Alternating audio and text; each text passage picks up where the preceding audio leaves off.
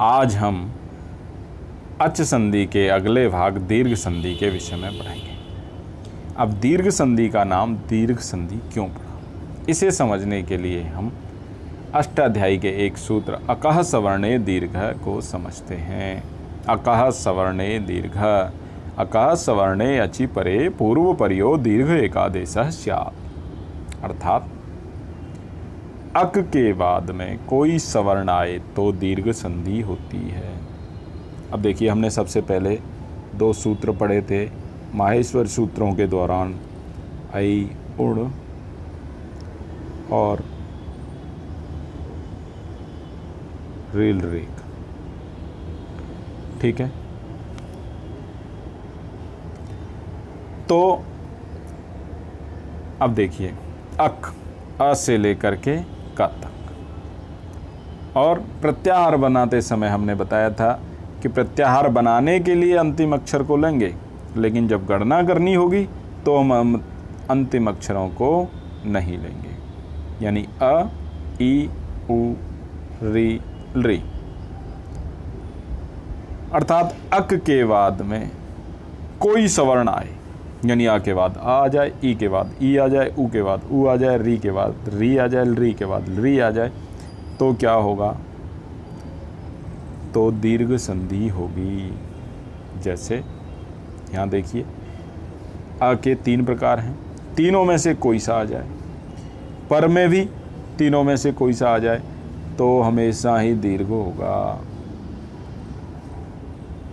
ठीक उसी प्रकार से ईकार के लिए भी है, तीनों ईकार में से ह्रस्व दीर्घ प्लुत तीनों में से कोई सा भी आ जाए,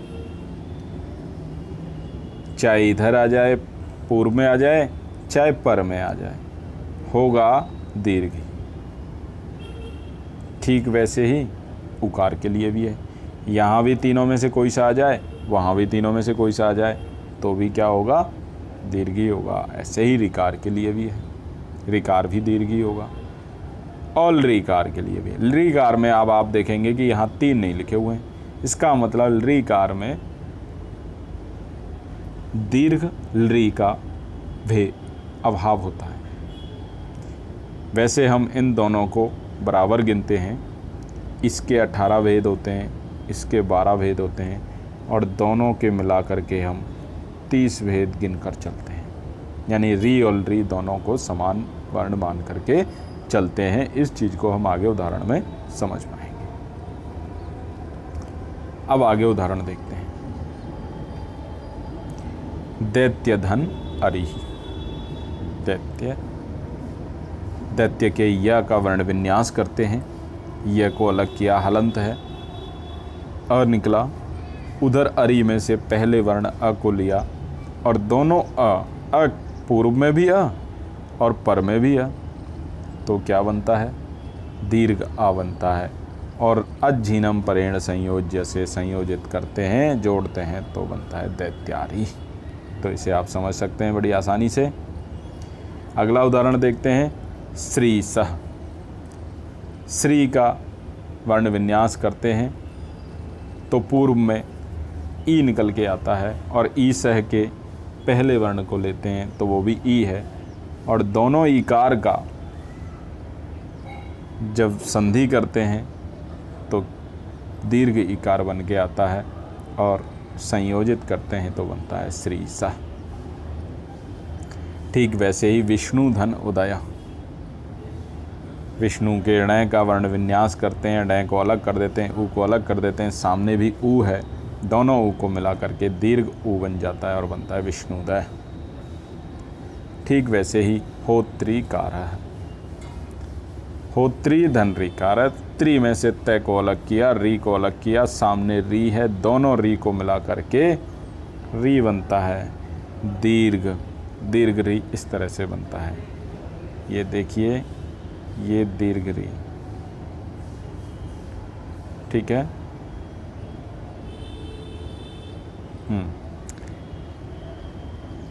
फिर से देख लीजिए, दीर्घ री,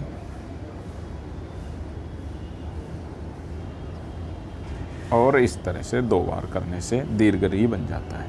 और 3 बार करेंगे तो ये प्लुत री बन जाएगा। ठीक है, इस तरह से दीर्घ री बनता है। अब यहाँ पर लृकार भी हमने दे रखा है, तो लृकार का क्या मतलब है? उत्तरीकार में भी जो त्र है इस पे 2 बार आएगा।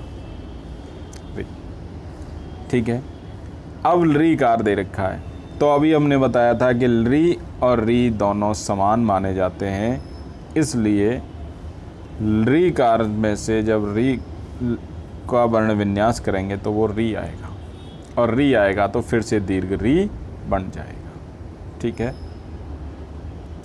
अब हम एक चीज़ देखते हैं कि देखिए आद्गुण सूत्र ने कहा कि भैया अ के बाद में कोई भी अच आ जाए, सब में से कोई भी आ जाए, हम गुण कर देंगे, यानी कि उनकी गुण संधि होगी।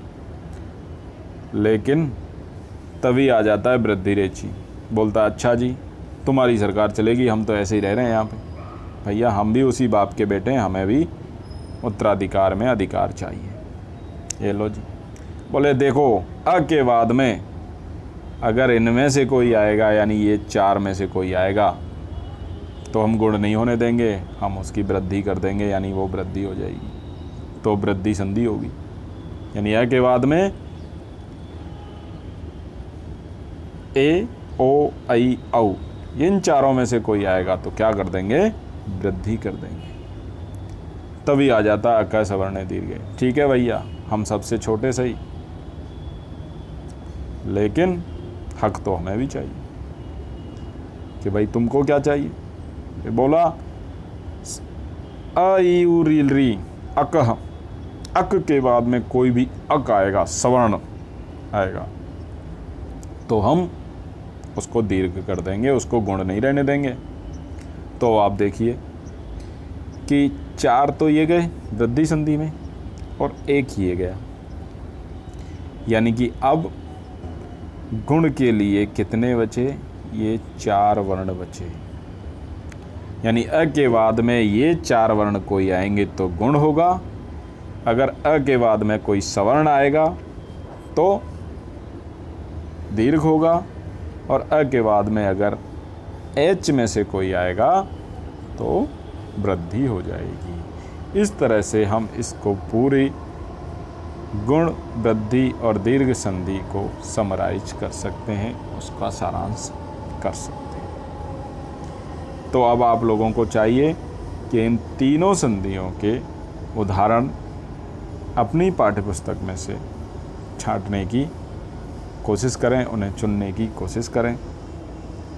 धन्यवाद।